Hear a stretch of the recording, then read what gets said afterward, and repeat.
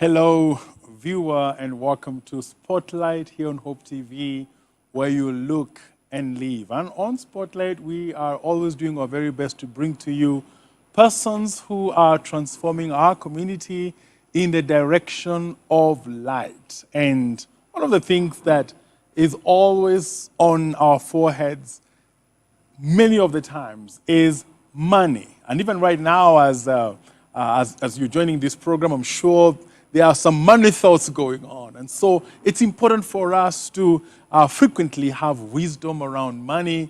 And specifically today, we'll be looking at savings and also what in our culture we call side hustles. And there is no better person to bring us that conversation, to guide us in those insights than Waithaka Gatumia, who is the CEO of Centonomy. He's been here on Spotlight before and he's back because we need to hear that money talk again. Welcome. Reverend, you're too kind. You said there's no one better. I don't know that there might be at least at least two or three others who might be better. But I'm humbled by it. Thank you. Very well placed. You're kind. Very well placed. You've done a lot for people. I pray so. No? I pray so. Yeah, because you see, money education or financial education is not old as far as our context is concerned. We know how to go to school. We know how to look for a job. We do have ambitions to become wealthy. But the education towards wealth and towards good financial management, I mean, it's not common and you're giving it. Well, thank God for that. Thank God for our founder, Waithaka Ndwati, who saw that need and took the risk. When you take that risk, stepping out of a good job in a bank, in an investment institution, and saying, you know what, this is what I'm going to teach people. We don't take that for granted, and it is an honor and a pleasure to serve together, and an honor and a pleasure to be here. So. I pray it'll be useful for everyone who's listening. Okay. And it's also a great reminder for myself. Every time I speak, it challenges me as well to do those things. So I'm glad to be here. You know, people assume that they know how to manage money. You just need to get it. No, leave alone getting it. Getting it is already a task by itself. But even when we get it, we imagine that we know how. That's right. To manage it. Can you speak to that assumption?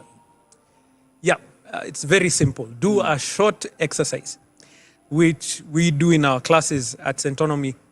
The very first thing that we'll ask you to do. So here, let me first of all dispel a myth. So we don't train on budgeting. In fact, in our 12-week program, we talk about budgeting for about 15 minutes or so. Why? Because budget is just a tool. It's a tool. It's not the end. Okay? So, short exercise that we do, and you can do it for free where you are now. For 1 month, just write down every cent you spend. Every cent.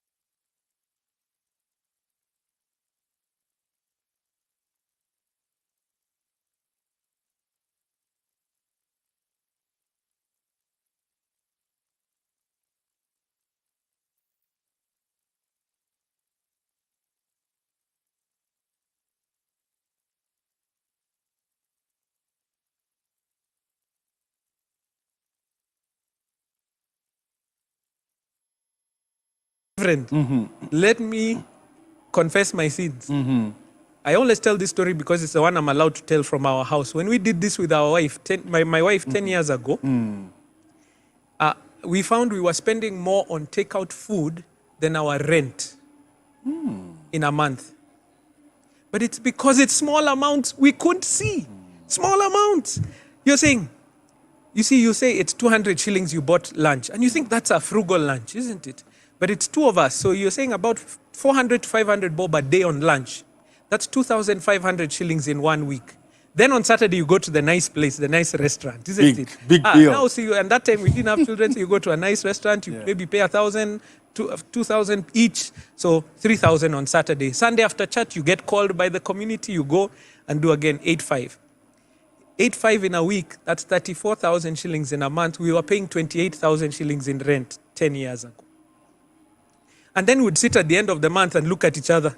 Where's the money to invest? Where's the money to save? We were eating it. When we talk about the process of managing cash, managing your money, it is not for restriction. Many of us think that when you have a budget, when you have a plan, when you have a strategic agenda with your money, it's like you have been handcuffed. There's no more joy, there's no more life. No. Money management is for control. And when you are in control, you do the things that then matter to you. So we began to realize, guess what? If I'm in control, we can take our family on holiday. Isn't that an amazing thing? If we are in control, then we can move to a nicer house. If we are in control, then we can have the effect on the things that matter to us. But when we are out of control, we are stressed. We try and look for the things that just give us momentary joy. Pastor, I don't know how many people I have done it. Have you ever been on holiday and you're stressed? Let me not comment about that because there are many of us. I can see. Okay, let me say I have been on holiday where you go with your children and they're asking, Daddy, can we do that? No. Daddy, can we do that? No. Because you're watching how much can I actually afford, and you're already stressed because you know you can't afford that holiday. I could see all the men who are at that hotel, you're just looking at each other and just wondering. And there's also an experience I've seen several times in bookshops. Yes. When it's back to school, and I can see, the parents. Let me talk about we men. Yes. And you can see it's not a happy day. It's not. The kid goes and gets it. No. I know where to get that one. Yeah. I know another source to get that one. Yeah. Cheaply. It's not a happy thing. No. Whereas it's not a surprise. It's something that you've been actually anticipating for a while. Correct. Which brings me also to the point of thinking about us as a society. Yeah. The contemporary Kenyan community. Yeah. How would you describe the money culture or our attitudes towards money? Wow, I think it's varied, but I think what has really come into our culture right now, and you see it, especially when it comes around gambling and betting, is quick money. You see it when you look at all the videos that are online that are saying, get into cryptocurrency today, get into NFT, and you're going to become a multimillionaire in 2 minutes. That instant cash, instant growth, I think is an issue across the board because you see it play out even in the job market. I don't know how many people now you've seen who expect on their first job to suddenly be earning what somebody who is earning after they've been there with 5 years experience because it's like, no, I should be at this level. I think we have lost that sense of progress. Now, I'm not saying that things cannot happen quickly. But often when you see something happen quickly, for instance, in business, you see a business suddenly grow and mushroom and it's quite growth, you don't see the back end. That entrepreneur has probably been working for 5 years, has been setting it up, doing it, and then what has happened is it crossed over. And then you see the growth. You see the result of growth. You don't see the work in the back end. So I think this thought that there's going to be a quick result, not that results cannot come quickly, but generally it takes time to build. It takes time to grow and to build the skills to manage money. Okay. That's why. And connected to that quick money. Yeah. It seems like people are more and more in the contemporary country right now finding their identity in money. Yeah. Because I need the money. Yeah. Because that shows that I am alive. Yeah. You know, the more money I have, Yeah. the more alive I am. Actually, we would even say that the more money you have, the more human you are. If you don't have it, Yeah. then maybe you are something else. And where money becomes now the key identity. That's right. No, that's it. How do we measure one another? You measure each other. Come on, let's just be honest. Even in church, you know the person who drives in with that car may not be checked as hard as the person who came in without, without a car. They'll be given a bit more, they might be saved a spot near the front. No one will sit in their chair. We measure each other, especially men. We measure each other by what we perceive to be wealth. So what car did you drive in? What school do your children go to? We are caught up with this. It's not even, it's the image of wealth. Because it gives you a sense of status, and essentially because it's easy to measure. It's easy to measure, then you're able to say, if I have more zeros, I'm more purposeful. We at Centonomy, our mission is to shift mindsets so that purposeful people can create wealth and live abundantly. Because we've realized that money is not the end of it.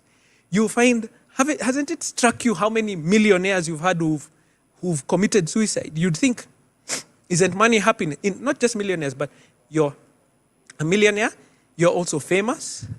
These are not the things that give full satisfaction in life. And so when we chase after those things, you are in a constant chase, which is what people call the rat race. There's always another corner. Make more, look more, be more. And so we lose the things that matter to us. You know, and when you are at that, talking about abundance, but there's the opposite of it, which a majority of Kenyans, as you say, they're chasing. They are looking for money, and they are, they have lots of responsibilities, and they want to meet them, right? And so the subject of saving becomes one that is pretty luxurious to many. So some people will say, and many people will say, saving is really, really hard. It is. Any discipline is hard. Anything that causes you to do things that are not easy, we'll say is hard. And guess what? It's hard at every level. There's this thought that I'll get to a certain income where I'll be able to invest easily. We never realize. I always ask people, are you earning the same amount that you're earning the first time you got a job? No. Are you feeling more financially free? No. Why? Because this is what happens. As income increases, what do we tend to do? Our expenses quickly chase after that income. Because I get my job, my first job, I get chased out. Now you chase yourself out of your parents' house. So suddenly you're paying rent, food, the gap has closed. So you get a new job or promotion. What do? Now you buy a car on loan. Then you take probably move to a nicer house. The gap remains the same. Get a better job, get married, and have children. Bang, the gap is the same. So you're always, even if you're making 10 times the amount, the gap between your income and expenses has remained the same. Those who have created wealth have assets that are sufficient to pay them for the lifestyle that they live. That is why they find freedom. Because now it is not chasing after that. You are now looking beyond that kind of scenario. So when you think about it from that perspective, I have to say this, and so long as we're in Africa, and especially in our situation, there are those who are in situations who require help. If somebody does not have enough money even to have food, we cannot speak to them in the same tone. Our role as a society is to support that person. So please, if somebody asks you for food, give them. If somebody needs a jacket, give. I think we have to get into that space. Okay. But there is a problem. There's this thought that there's a level of income that I'll get to when I'll start saving. You know, when I talked about looking at where your money goes, we did an experiment with our house help. She's an amazing lady. But we looked at her expenses because every time we called her, there was a different song that plays. Every time you call, it's a famous song, a song like this. And when we sat down with her, we added up all those ringtones that are playing for us when we'll call. It was adding up to close to between 7 and 10 shillings a day. Now, for somebody who's earning just over minimum wage, if you add 7 to 10 shillings a day on ringtones that we are benefiting from, she didn't recognize that there was a loaf of bread, 2 loaves of bread on her phone that she's spending every week to entertain other people. So this thought that I cannot manage even the little that I have, now we're going to get in trouble. Yeah, which, again, Yes. staying in the same, Yeah. that's the same chapter of conversation. Yes. We are amazed sometimes by the women in the marketplaces.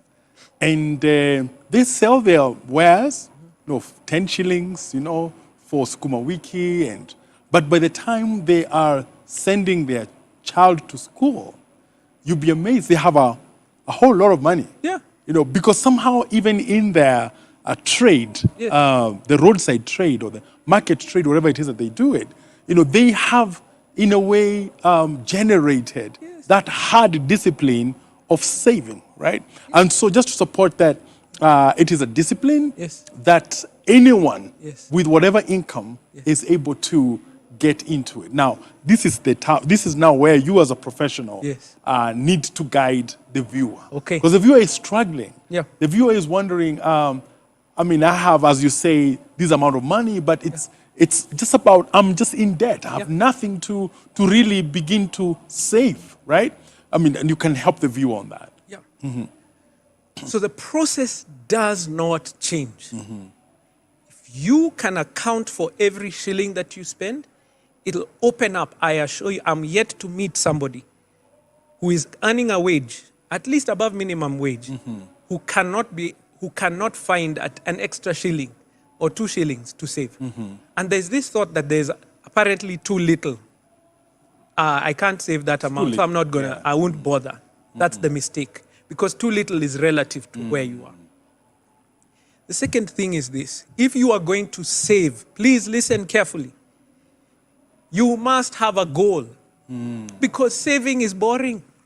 It takes time, it takes discipline.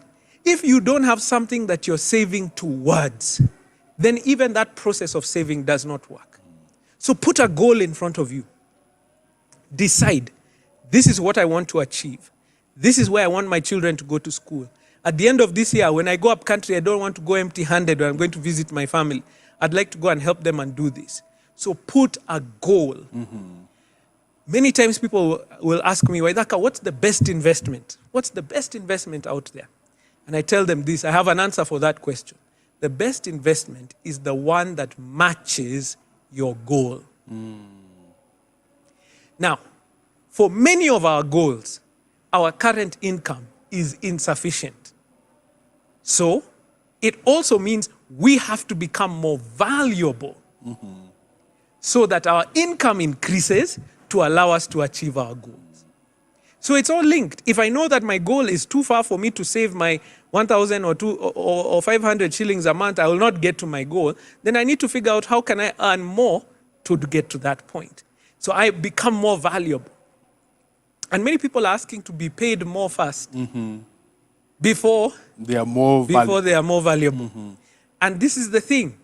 Value chases money, not the other way around. So when we're talking to young people, I say, don't chase after money. That's the mistake. Chase after value. Because if you're valuable, money will find you. Can I show you value? If you are a college student watching me right now, and a college student, and all you're doing is college work, you are invaluable.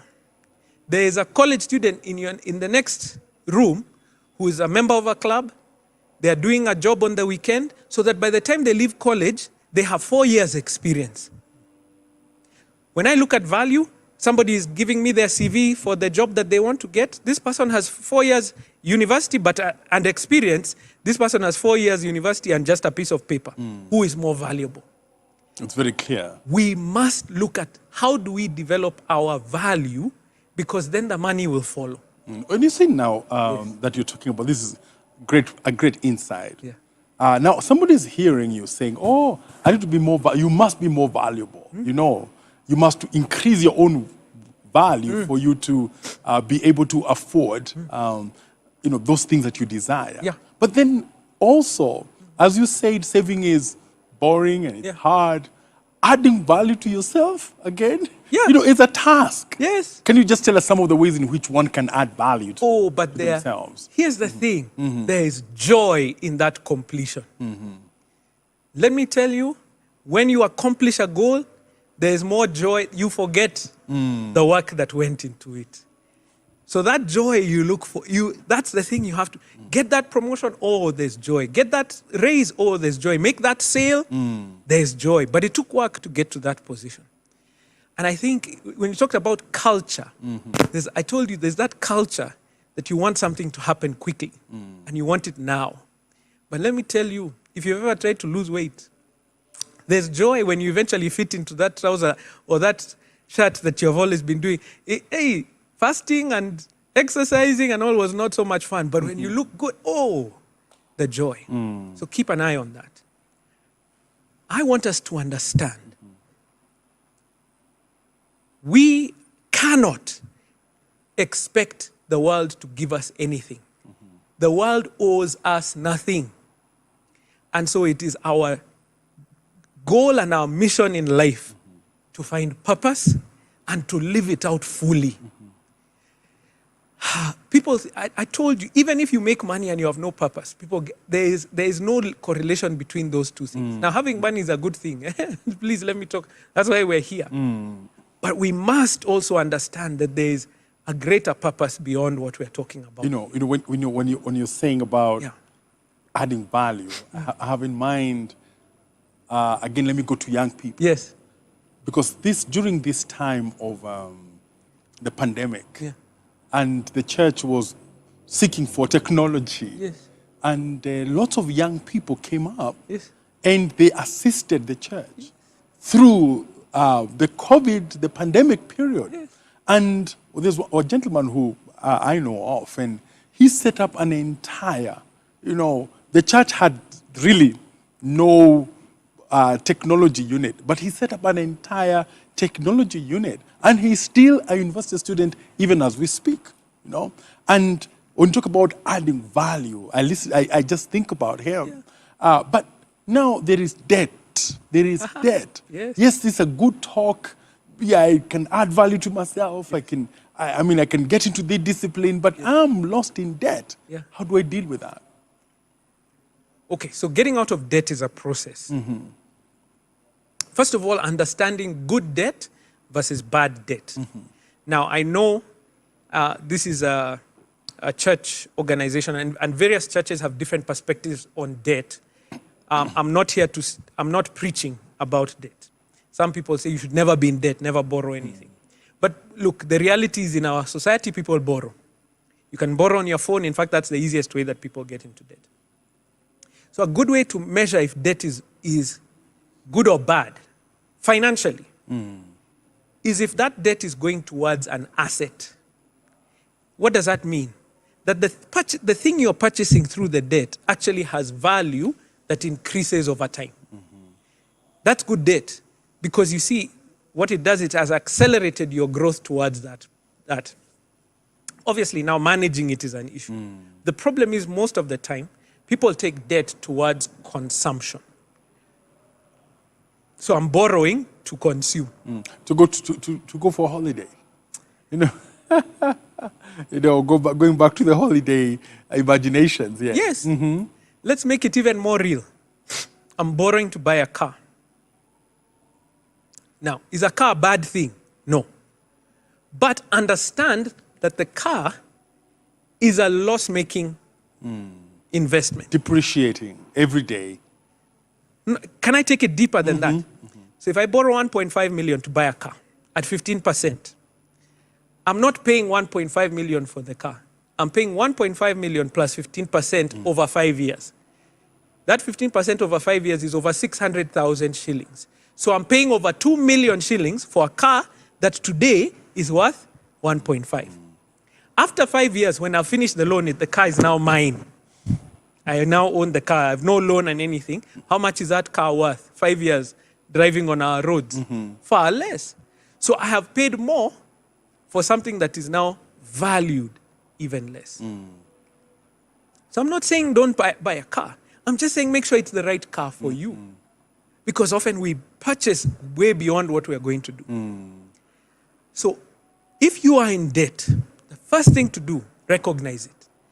Second thing to do is to commit yourself to pay that debt back as quickly as possible.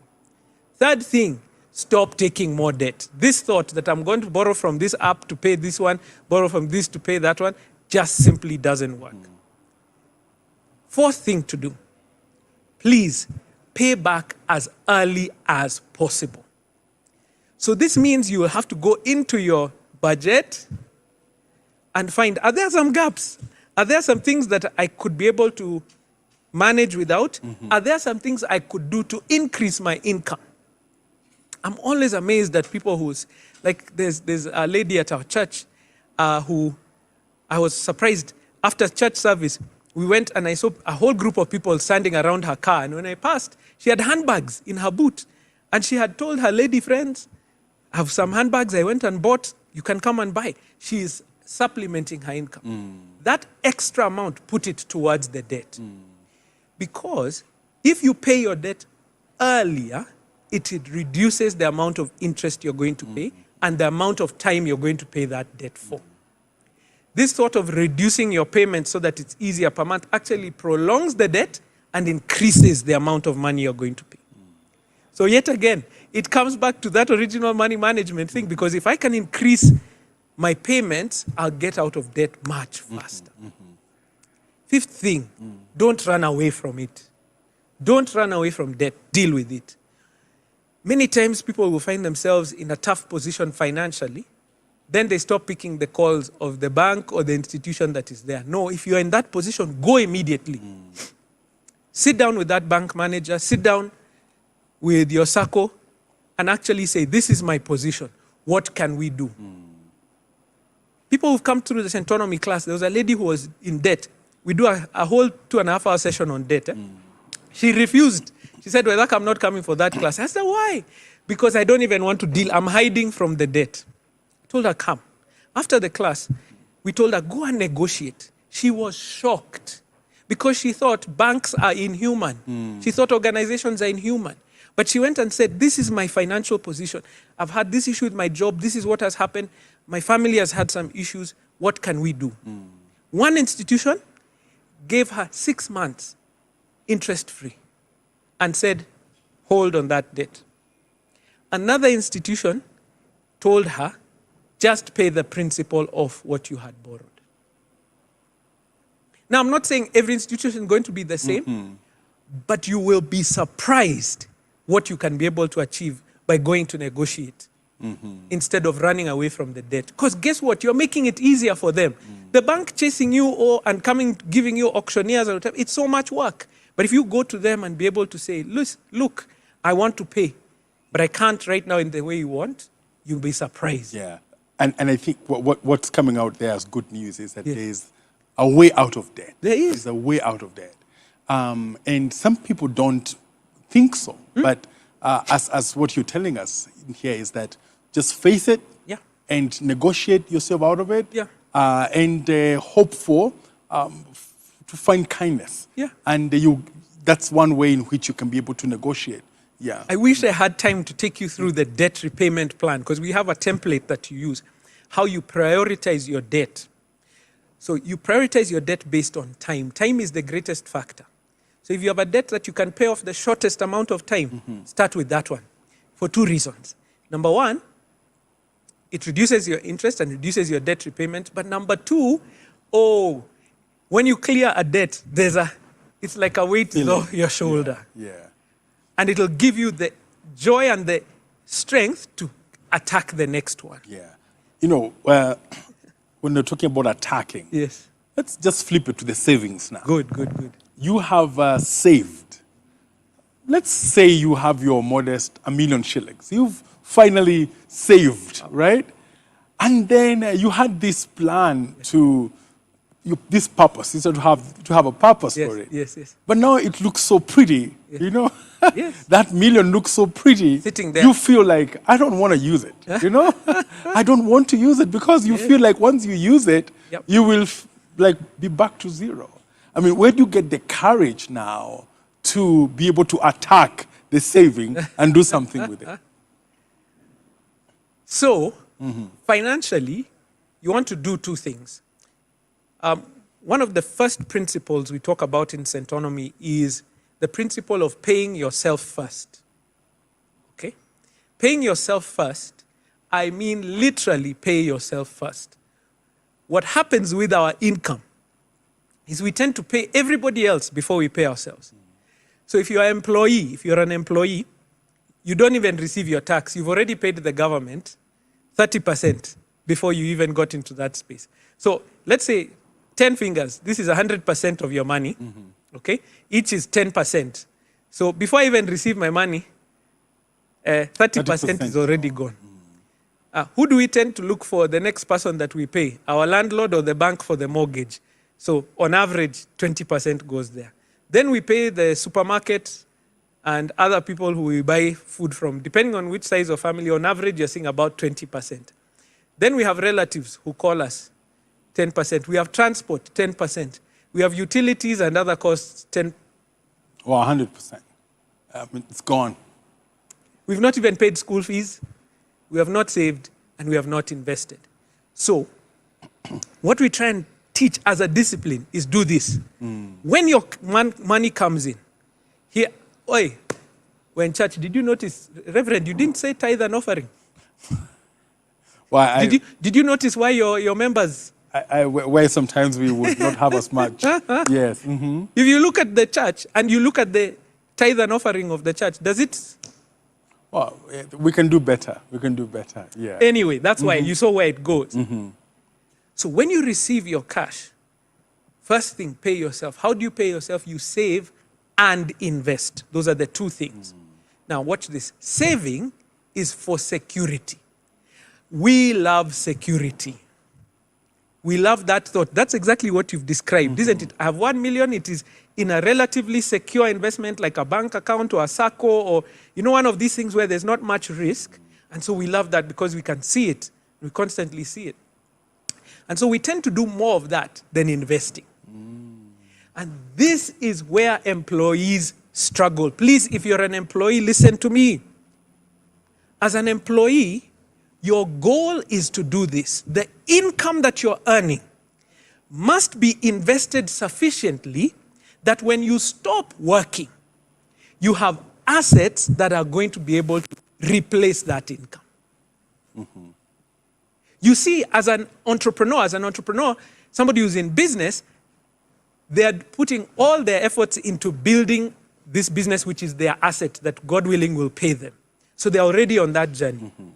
But if you are an employee and you're consuming everything that you're earning and you don't have any of that money multiplying or compounding over time, then you're going to find yourself in trouble when this income is removed.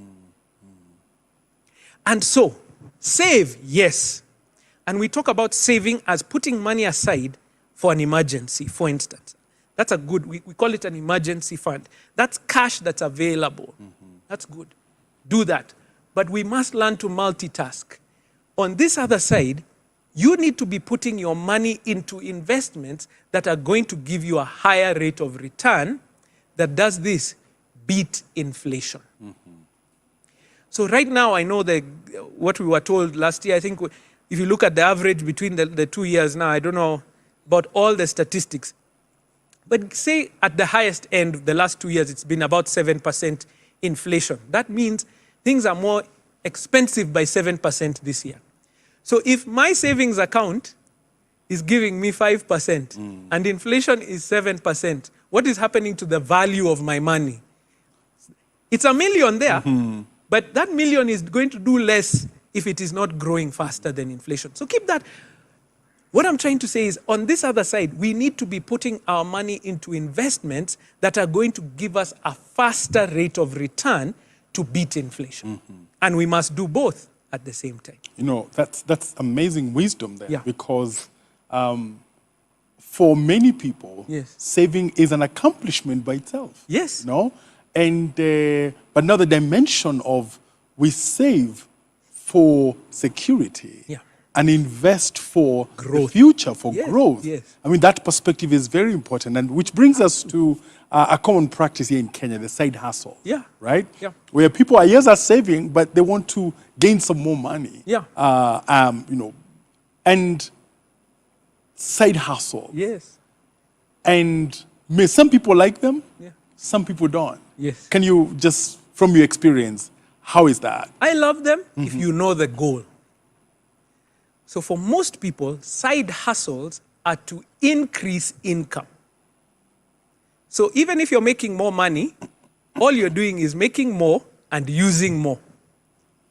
What I'm trying to push, and I told you I'm going to keep, I wish I could shout it from the mountaintops. Employees, wake up. Because you are spending 8 hours plus a day, 160 hours plus a month working for someone else. Who is managing your money? And this thought that your pension is going to be enough, talk to the Retirement Benefits Authority. Those who have a pension, if you have one, if you talk to them, the statistics say, by the time you're retiring, most people's pension will pay them less than 30% of what they need. So when we're talking about investing, even that side hustle, which is generating more income, are you using that income now, or are you investing it for growth over time? And we are trying to shift that mindset so that we do both. Save, yes, but saving is for security to a certain level. You, at the same time, must be investing where your money is growing faster than inflation. Okay. So that side hustle, what tends to happen with a side hustle is you do something to earn more income. That more income that is coming in just makes your lifestyle greater. You know, it's political. I was about to just name who you are, but a successful, hustler, so to speak. But off politics, politics. Yeah. Now, I think it's important for us, Gatumia, that you tell us. Yes. You have a side hustle. Yeah. Let's say it makes you, a modest 20,000 shillings. What are some of the areas where you would invest this? Yes. You're saying maybe you save 5,000, and then maybe invest 15,000, right? Yep.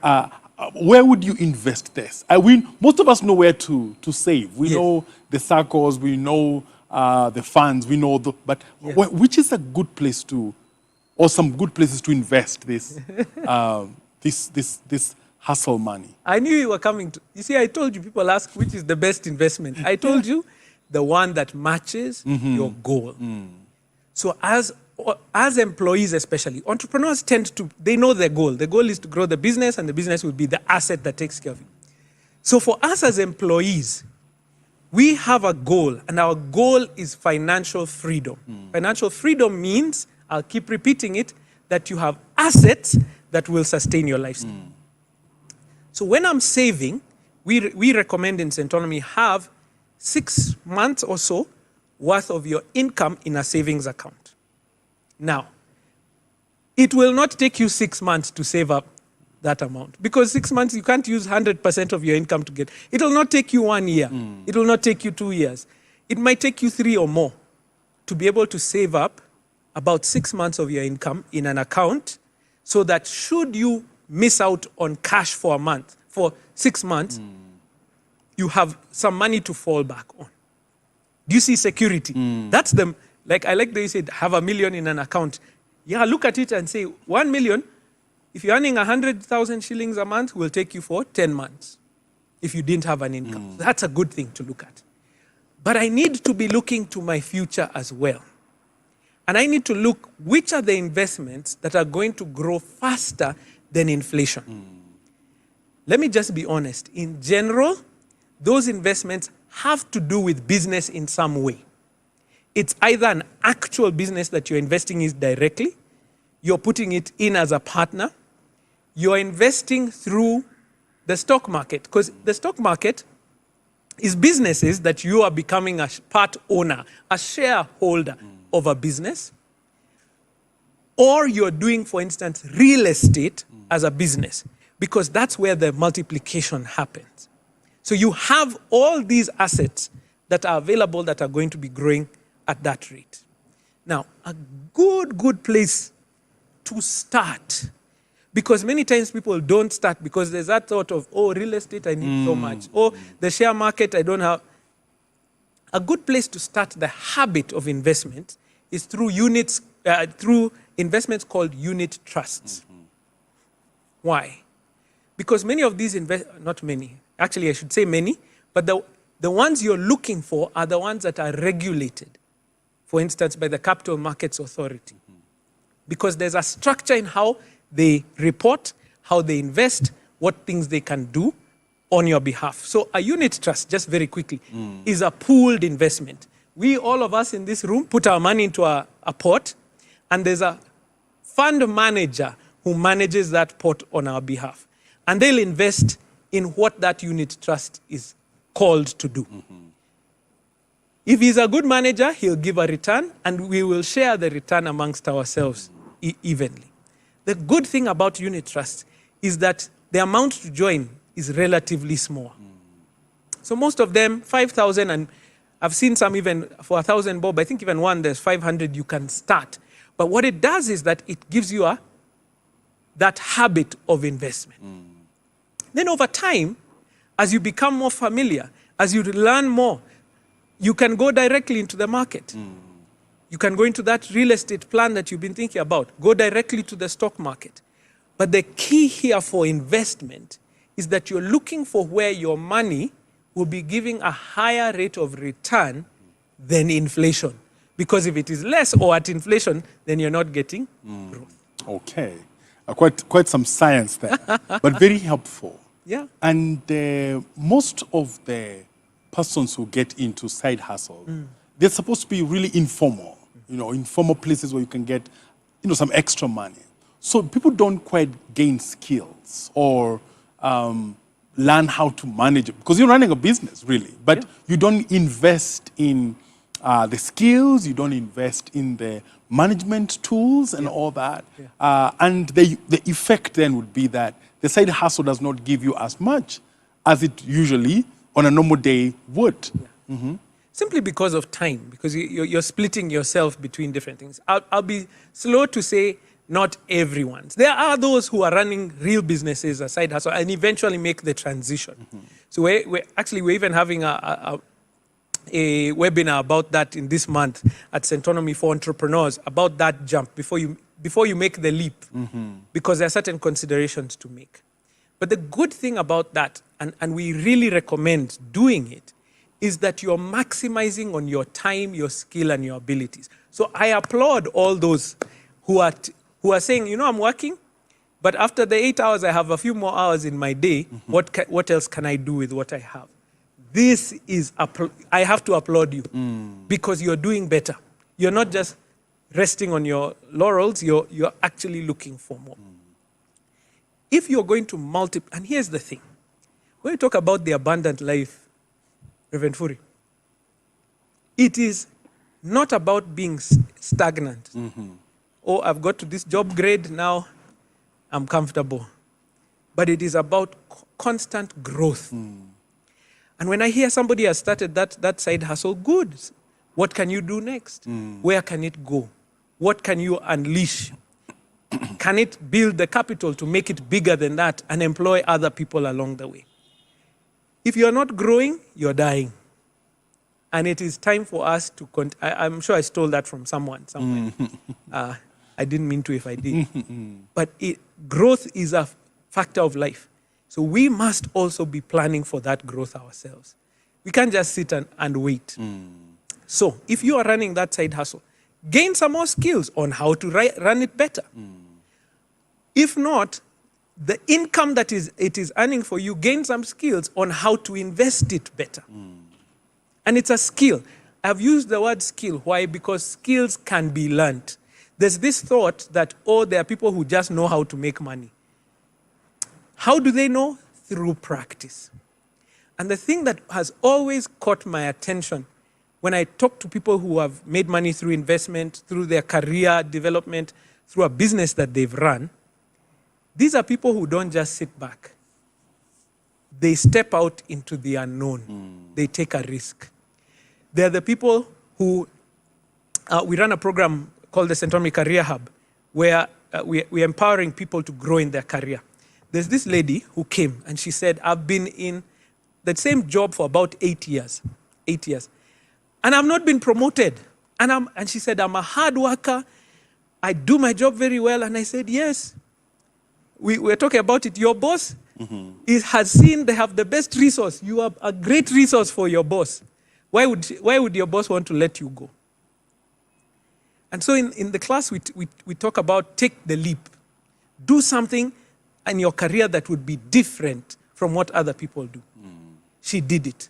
In one of the meetings, she raised her hand. There was a project that was being done, some award for, CSR within the organization.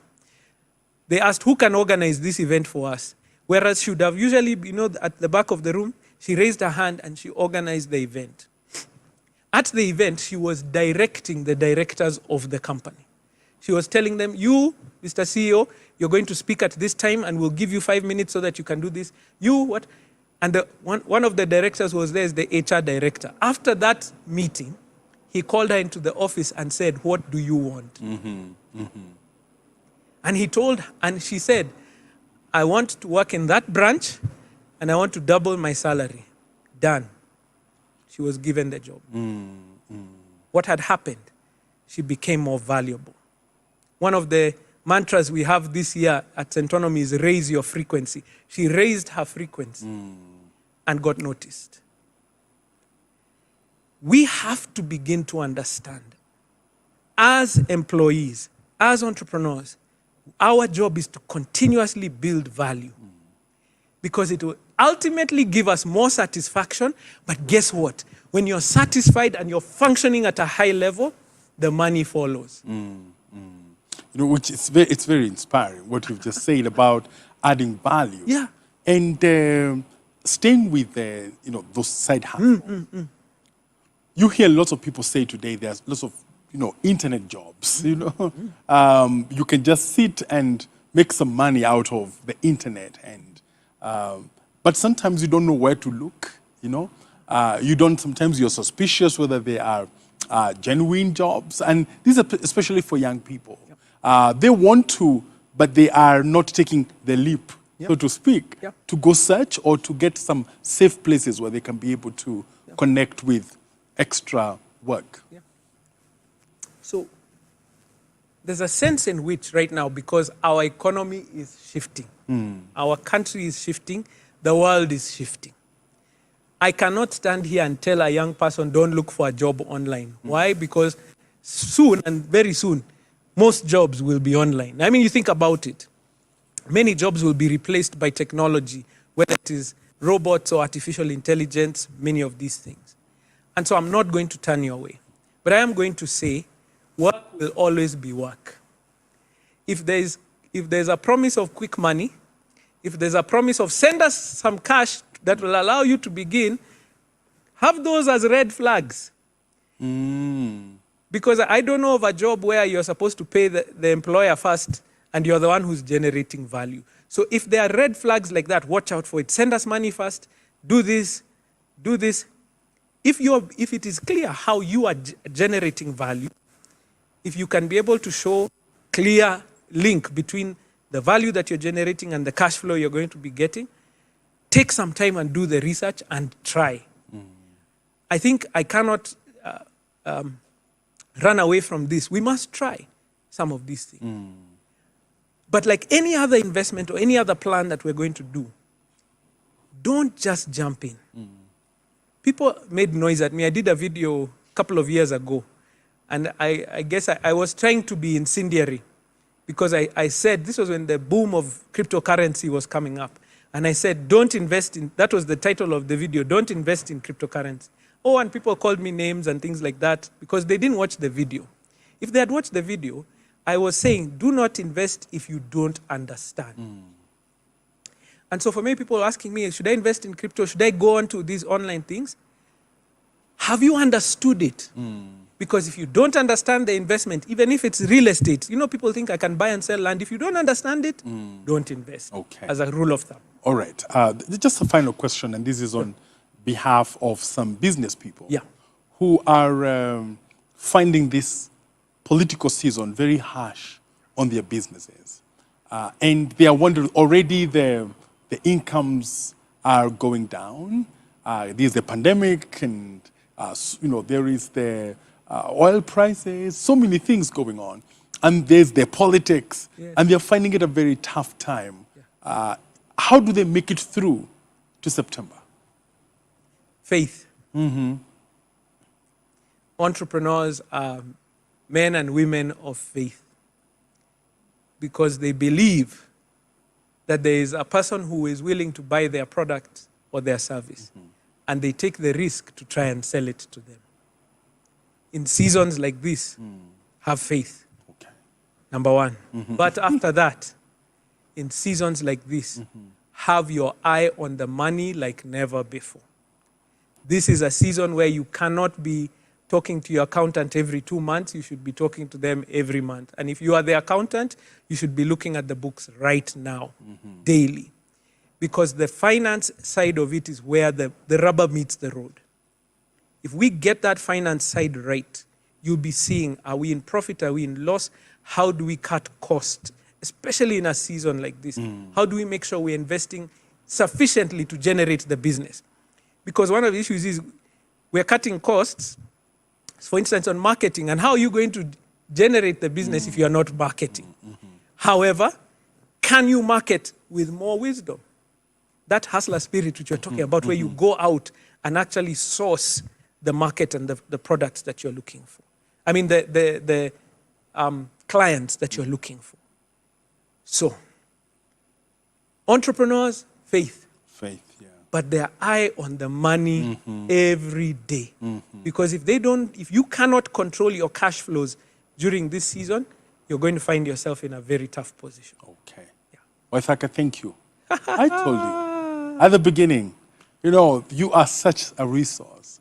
And I'm sure that individuals, I'm sure that businesses and visions also have been spoken to. And families have been spoken to by the wisdom that you've shared here. Again, thank you as you continue to do your work to give financial literacy to God's people. And we really appreciate you being on Spotlight tonight. Thank you so much. Viewer, we've been talking to Waithaka Gatumia, who is the CEO at Centonomy, and definitely telling us very insightful things. And one of the things that comes out is that abundance is possible. We do not need to be in the same place we can actually begin to soar. May that spirit of soaring be upon you and your family. This has been Spotlight. Thanks for watching.